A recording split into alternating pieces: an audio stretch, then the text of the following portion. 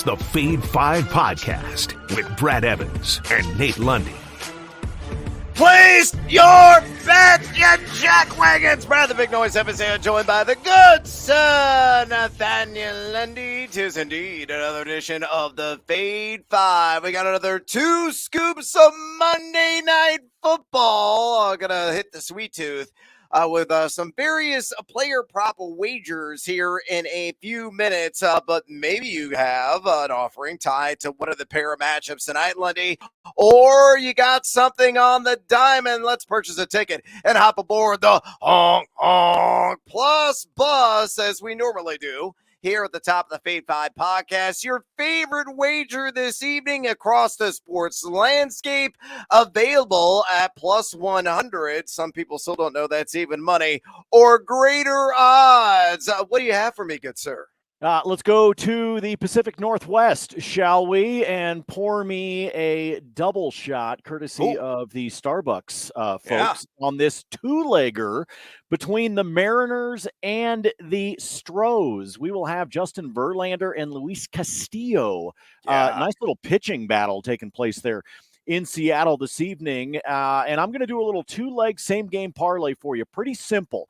First and foremost, we start off with Luis Castillo. I need 5 strikeouts out of Mr. Castillo. Reason why?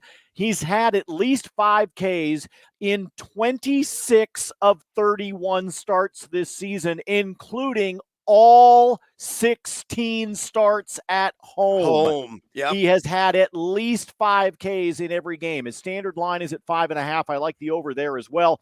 But in this SGP, I'm going to bring it down to 5 just in case some of those Houston bats decide to wake up or at least put the ball in play. And then I'm going to pair that up with J.P. Crawford to have a hit.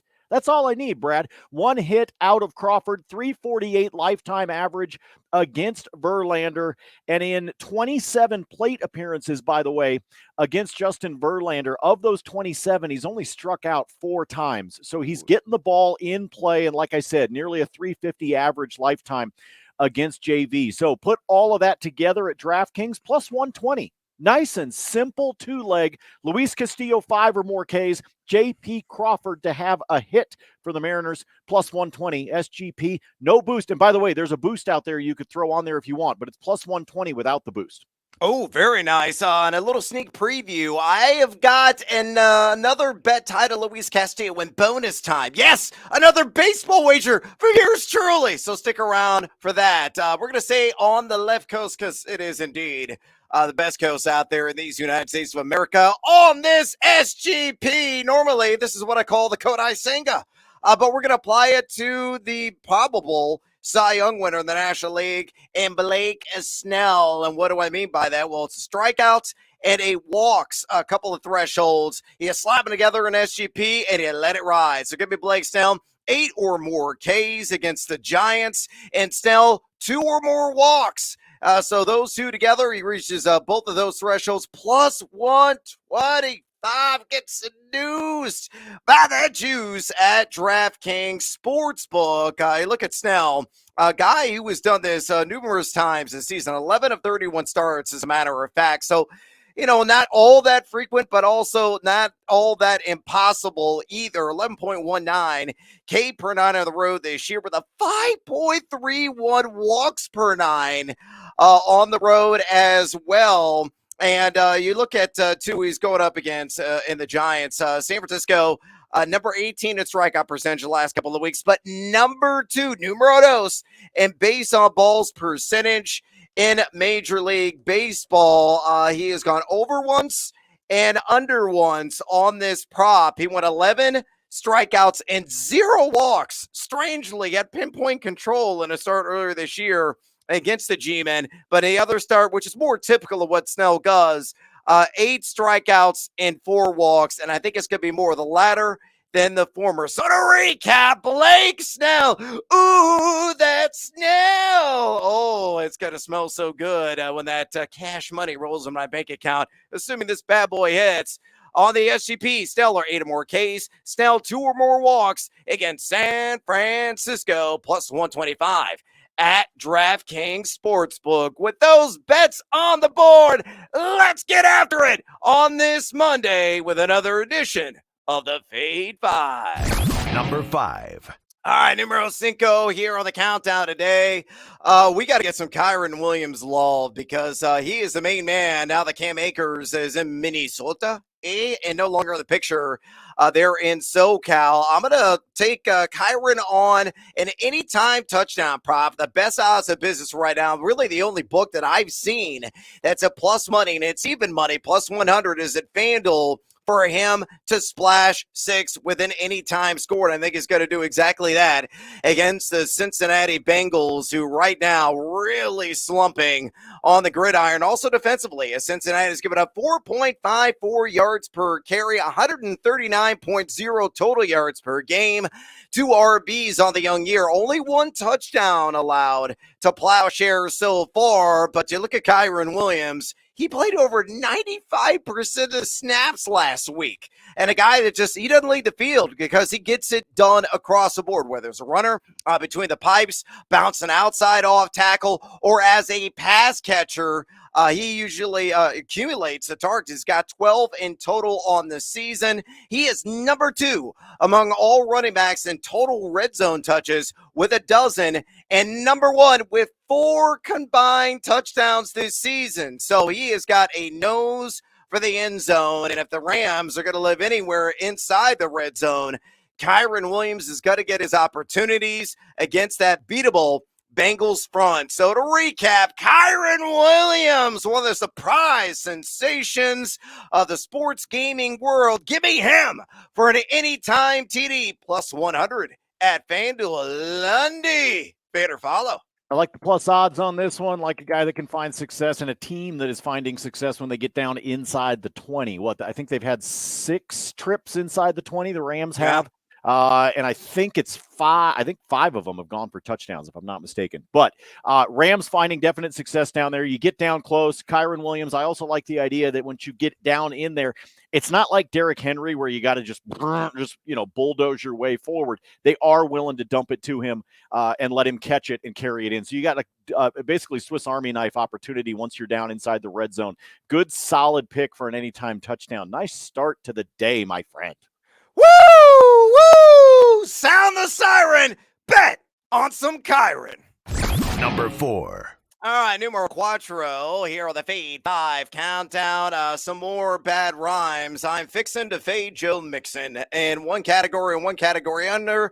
And that is what I just Freudian slipped. It is the under 28.5 receiving yards, not rushing, but receiving yards against those Rammies, minus 115. Best odds in biz right now. Standard juice at BetMGM. And I will tail that. This number is just way too high. I understand that Mixon went 4 for 36 last week against the Baltimore Ravens. And I think recency bias is playing a factor on why this line is boosted, is elevated. I think it's going to be close to what he did in week number 1 against Cleveland, in which he had 3 for 17. Mixon, really, I think, a more proven pass catcher than a runner at this point in his NFL career.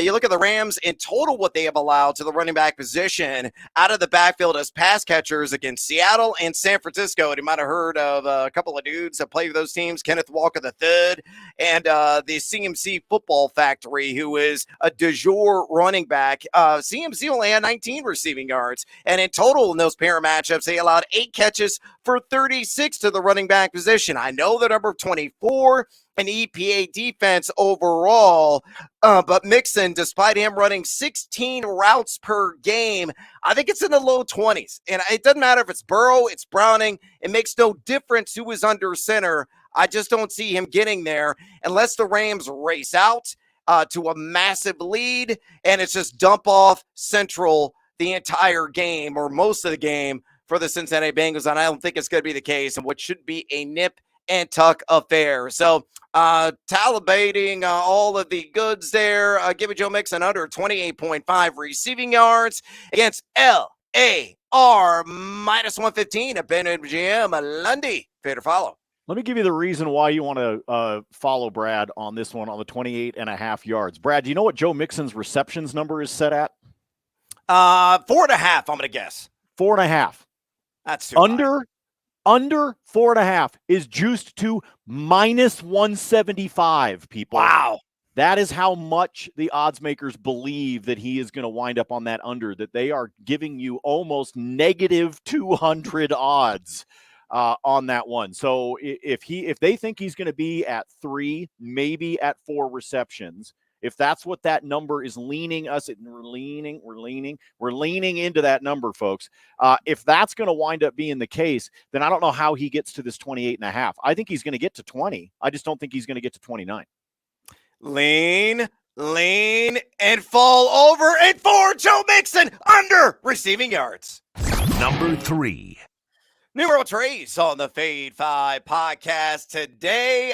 Give me Baker, the touchdown maker. Mayfield looking like the member of the Cleveland Browns from his rookie season. Really pinpoint here. And I know what you're saying. Sample size, Evans. Sample size. It's only 2 games, but I'm going to take the over on 1.5 passing touchdowns. And the only reason I'm doing this against the Eagles is the fact that the juice is skyrocketed at a +160 available at BetMGM. You look at Baker Mayfield, a guy that's just really getting it done right now. Inside the red zone, middle of the pack, number 15 in red zone completion percentage, but number 11 in YPA. Look at the weapons around him. You got my cousin, Mike Evans. You got Chris Godwin in his sure hands as well. And Rachaad White can catch the ball frequently out of the backfield. Philadelphia has been torched through the air against Mac Jones and against Kirk Cousins. And everybody's getting torched by Kirk Cousins because Minnesota is just having to, chase the scoreboard. That's why they're over right now. Defensively not getting it done. But I digress on Mayfield. Philadelphia has allowed 6.94 pass yards per attempt. I'm going to scoff at there, but they've also given up 340.0 pass yards per game to signal callers here through 2 weeks. Number 17 and pass EPA defense. And most importantly, 7 total touchdowns through the air alone they have yielded. So tally it all up. Baker, indeed, you're going to be that touchdown maker. I'm taking the over 1.5 passing TDs against Eagles fly. He gets that done. A cool +160 at BetMGM. Lundy, fade or follow? That's sexy. It is. I mean, he's done it once already this year, so. That's sexy at a +160. I think I'm with you. I don't know that I would normally be looking at this number for Baker because we do know at any point in time he's capable of falling on his face like the Broncos. So it's possible for him to suddenly, have 1 touchdown, 1 pick type of game. But at the same time, it's really hard to lean away from a 2 touchdown threshold at that kind of plus odds. So this is one that I'm putting the stats to the side, although Philadelphia is susceptible. We'll talk about a particular spot they're susceptible coming up. But I got to go with this at +160. I can't resist. Baker, put that acting career on hold. You're actually a decent quarterback again. Number 2. All right, numero dos on the Fade 5 countdown on this Monday. Let's go the SGP and come with me if you dig it. Leg numero uno, give me Matthew Stafford, just 200-plus pass yards. I'm going to pair that with Puka Nacua. You want to talk about a rookie standout. The guy is killing it at a historical rate. Give me 6 or more receptions. And Puka Nacua, 50 or more receiving yards. That's it. Against the Bengals, all 3 of those legs hit. It's +105. You build that sucker at BetMGM. Hey, look at Stafford. He's got over 300 the first couple of games, 334 and 307 to be exact against Seattle and San Francisco. And you look at Cincinnati, they're allowing just 6.30 pass yards per attempt. They give up $154 to Deshaun Watson, who's really kind of a shell of what he used to be, although he had a decent game this last week because the Titans kind of allow that. And then Lamar Jackson went for 237. If Lamar can throw for 237, Stafford can easily throw for 200, no matter how the game flow or script unfolds in this contest. Stafford also number 9 in deep ball attempts on the young year, number 3 in total air yards, number 15 adjusted completion percentage. And then you look at Puka Nacua. And he's working outside. He's working in the slot. He's got 30 slot snaps so far this season. So he's going to get some Woozy. He's going to get some Hilton in coverage. Both those guys have allowed at least a 104.5 passer rating to their assignments. A guy that is numero uno in team target percentage at 39.3%. That's off the charts. It's unbelievable, galactic. And that's why it's leading to his banner production, 10 for 119 on week 1, 15 for 147 in the other game, number 70 yards per route run, and numero uno in yards after the catch. This is an anomaly, folks. This is for real. Back Puka Nacua. So to recap, on the SGP, Matthew Stafford, 200-plus pass yards. Nacua, 6-plus catches. Nacua, 50-plus receiving yards against the Bengals, plus 105 at BetMGM. Correlate, synergize, and bring it all together, Lundy. Fade or follow. You just like saying Puka. I do. You do. I do. It's exactly what it is. You just want to say Puka.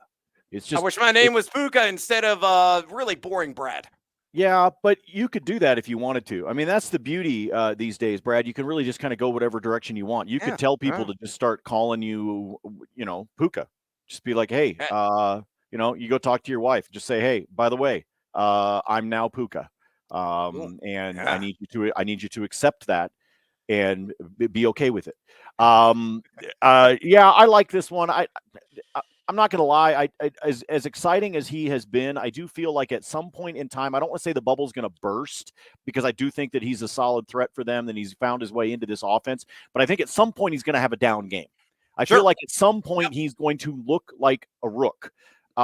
However, against the Cincinnati team, I don't think that tonight's going to be the time that it happens. So I'll take the 6 catches. I'll take the 50. Stafford for 200 plus, not too shabby at plus odds. Yes, please. Call me Puka, especially if this sucker cashes. Number 1. Numero uno on the fade. 5. Countdown, DeAndre Swift. A guy that was a breakout of just an unreal week in a week numero dos. All the number is 32.5 rush yards. And I'm breaking out the sledgehammer and taking the over on that number. Minus 120 available at DraftKings. Yes. Kenneth Gainwell is going to be back, but Boston Scott already been ruled out. Rashad Penny will get like a couple of cups of coffee. That's about it. Even though they're paying him a decent amount of money, they just refuse to use him. So it's going to be a 2-man backfield. And he got Jalen Hurts as well. He's going to call his own number probably anywhere between 9 to 11 times in this game. But still plenty of meat on the bone to satisfy all the bettors' hunger on Swift.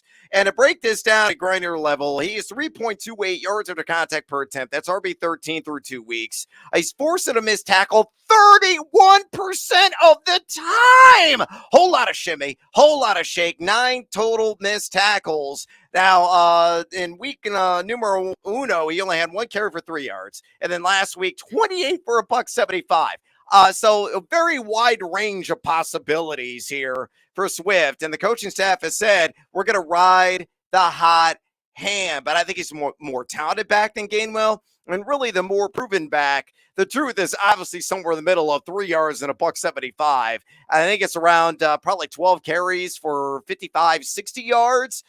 You look at what the opposition has allowed in Tampa. They're number 3 in EPA rush defense this year, but they are giving up over 4 yards per carry at 4.04 to the running back position. However, they've allowed just 50.5 rush yards per game. I still think that's baked in due to the matchups. They face the Bears and the Vikings. They can't run the damn ball. I mean, look at the Bears. They're the worst team in the NFL. An absolute joke. I jokingly said they were going to lose by 50 to Kansas City yesterday. And guess what? They damn near lost by 50 with Swifty up there in the stands. Utterly ridiculous. DeAndre Swift. Speaking of a Swifty, I'm 1 on him. Give me the over 32.5 rush yards, minus 120 at DraftKings. Lundy, is it going to be bad blood if this one doesn't hit? Fade or follow? Well, first of all, if you want to talk about the worst team in the NFL, Sean Payton's on line 1 for you. And they're playing each other this week. It's going to be the worst. It's going to be the worst NFL game on television in century. Yeah, it's going to be absolutely putrid. People, don't watch. Seriously, don't watch. I will because I'll have bets on it. No, don't watch. Legit, don't watch. I'm sorry to Roger Goodell and the various television executives, but don't watch this weekend. I'll take this one. I'm in agreement with you in terms of what Tampa's done in terms of who the opponents have been. But Swift's got to get minimum 9 carries to hit this number. Yep. And if all of a sudden you got Gainwell, you got Hurts calling his own nut, whatever it is, he's got to get the volume there. And if he doesn't have the hot hand out of the gate, or if he looks slow and all of a sudden the Eagles lean in the other direction, you're going to, as low as this threshold is, you're going to struggle to hit it. So he better get 9 carries. I better see at least 5 or 6 carries in the first half, or we're screwed on this bet. Well, hopefully Swift is not going to bend us over. I'm feeling good about this one. 32.5 rush yards, man. That's all I need. Such a low-hanging watermelon on a very rickety twig. And I'm going to pluck it, and I'm going to run with it. We're also going to run with some additional bonus time action, whether on the diamond or the gridiron. Lundy, pick or poison. Let's take a look at an SGP for this evening, shall we? And we'll decide whether or not you want to ride along with me on this one. We are going down to America's Wang for this one. We'll do the early of the 2 games. I'm going to give this one to you folks as an escalator, okay? So you can decide at what point you want to cut it off and make your bet. But I'm going to tell you where I'm starting, and then I've got another layer that you can add. I've actually got 2 layers you can add. If you want to go nice and simple, A.J. Brown for 5 catches, Dallas Goedert for 4. That's it. 5 for A.J., 4 for Goddard. That one at DraftKings is a plus 168. But tell you what, let's escalate it up just a touch, shall we, Brad? Let's add in Cade Otton as well. We need him to have 3 or more catches. You know why? Because Philadelphia sucks against the tight end so far through 2 weeks, folks. 17 catches for a $171 and 3 touchdowns. That is what Philadelphia has given up so far to the tight end position. So just keep in mind, Otton may be that guy that they want to lean into. If you add him, so again, I had AJ and I had Dallas. If you add Cade on there for 3 or more, that takes it up to a plus 355. But, let's just get greedy, shall we? We will not do Mike McDaniel, who should have gotten greedy and kicked the field goal, by the way. Let's add in Jalen Hurts for 200 or more and Mayfield for 200 or more. Each of those. The Jalen Hurts one makes me nervous. I'll be honest with you. You could decide to go the other way if you want. But if you put both of those in there, Brad, my escalator takes us all the way up to the 5th floor. That's right. Plus 500 odds if you decide to full escalator. So just so you guys, a little transparency, I did a full unit bet on just AJ and Goddard. Okay. Then I added in Cotton on that one and did that one at roughly a half unit bet, and then I added in Hurts and Baker and did it again. So I don't have a full unit bet on each of those escalators. I brought it down a little bit, the more legs that I kept adding. But if you do all of those, you do get yourself to a plus 500 payday if you get all the way up there. It's pretty insane. Let me go back to Major League Baseball here. Texas and the Rangers tonight. They will be playing in, I don't know, Anaheim. Where do they play? Do they play at Disneyland? I don't even know. But anyway, it's a home game for the Angels. Let's talk about some walks, shall we? Mr. Sandoval, I need 2 or more. Mr. Gray, I just need 1 or more. Put those 2 together, it comes out to be a minus 110, but I think there's going to be scoring in this game. So I added 1 more leg to it, and that is 6 or more runs. That's it. I need a game total of 6 or more. Sandoval to have 2 walks. Gray to have a walk. Put all those together at DraftKings. That is a plus 130. So there's only 4 games in baseball tonight. Or actually, there's one like practically the time you're listening to this, because the Diamondbacks and the Yankees are playing at 1:00 Eastern. But the other 3 are in the evening. I already gave you a pick in Houston and Seattle. Brad gave you the pick between San Diego and San Francisco. I didn't want to leave the Angels and the Rangers out. So put all of those together, some nice little plus odds. I had a decent weekend, but not a great one. So I don't really want to turn around and give it all back. And I'm looking at you, Jacksonville, you sons of bitches. I'm looking at you. You know how many effing parlays I lost because Jacksonville couldn't cover the freaking money line, Brad? Yeah, a pretty miserable performance by the Jags from start to finish. They got boat raced by freaking Houston, who had myriad injuries on the offensive line and defensively, and they still came out with a win. CJ Stroud really playing well, has adjusted quite nicely to the pro level, coming from the Ohio State. Lundy, I tell you what I'm going to do. Let's go ahead and start off with the Team Huevos Parlay play of the day. I'm up 16 units this week. If you've been following the always free, always transparent spreadsheet on the X at Noisy Huevos, and hopefully I'm not going to give a lot of these units back. And if I hit this, I won't have to worry about any of it. Give me A.J. Brown, anytime touchdown. A.J. Brown, 60-plus receiving yards. Chris Godwin, plus on 5+ receptions. Rashad White, 2 or more receptions. Oh, uno, dos, tres, cuatro of those 4 legs hit. You're looking at a cool plus 400. Quite juicy there at BetMGM. A.J. Brown was bitching and complaining he didn't get the rock last week. So you know he's going to get force-fed probably early from Jalen Hurts in this game. It was a Devontae Smith game last week. It's probably going to be more of an A.J. Brown type of game this week as that pendulum swings back and forth. Going to get a lot of Carlton Davis in coverage, who on the season has already given up 16.5 yards per catch and a 107.5 passer rating to his assignments. Brown's only got 1 red zone target. It doesn't matter. He gets those massive chunk gains. It could be a 50-yard touchdown.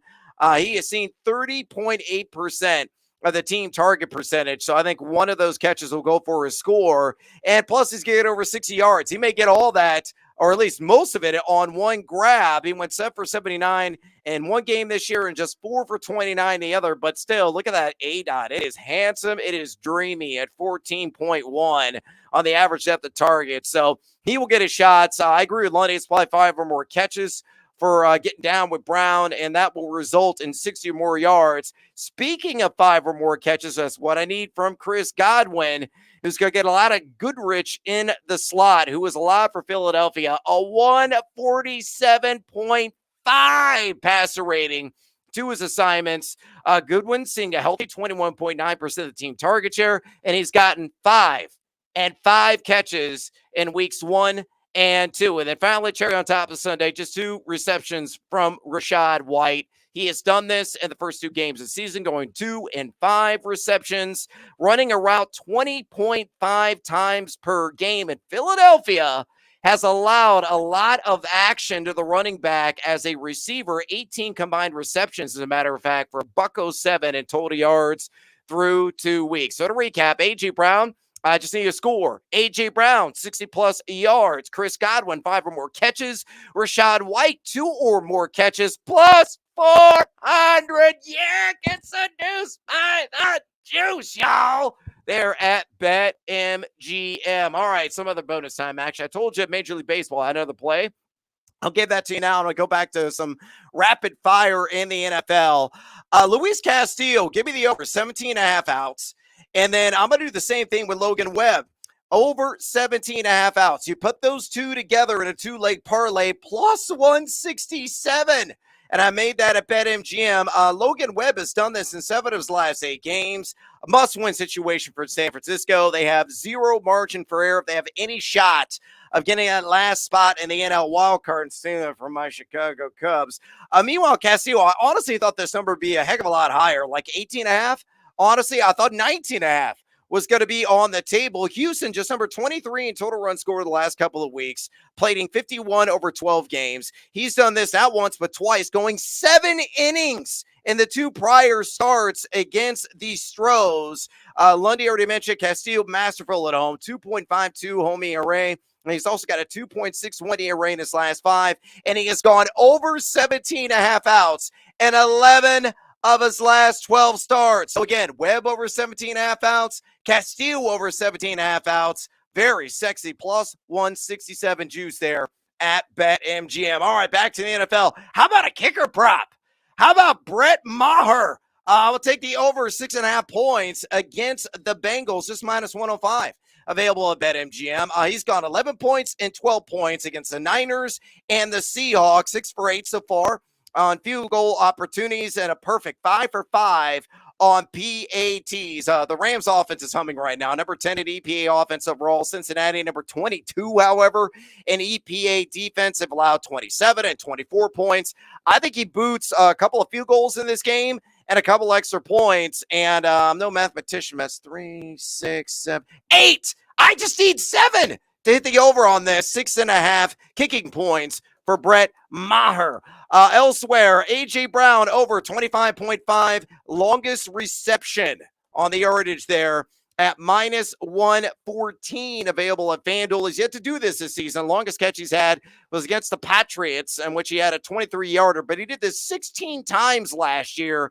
And I mentioned Davis giving up 16.5 yards per catch. That's going to be his primary assignment in this game.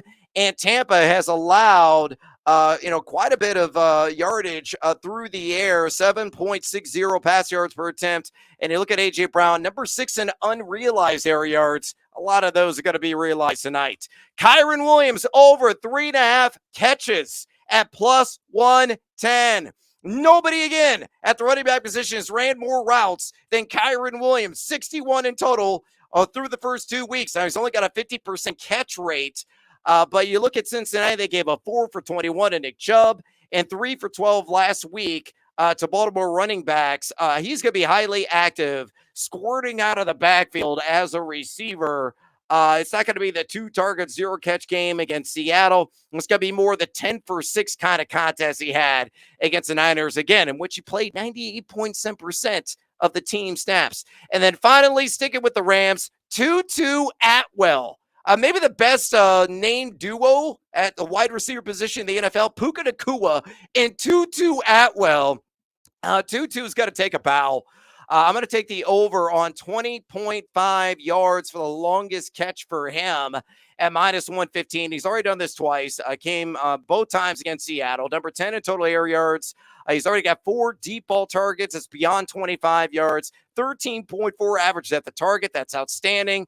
And he's going to get a lot of Cameron Taylor-Britt, who's given up 18.2 yards per catch and 20.2 average depth of targets, though he's also surrendered just a 50% catch rate. I just need one explosive pass play connection between him and Stafford, and we cash in a ticket.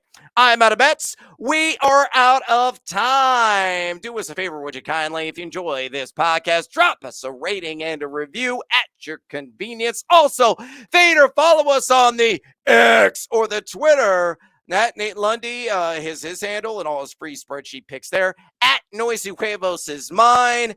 And until next time, as always, feed or follow. That is up to you. Call me Puka, damn it!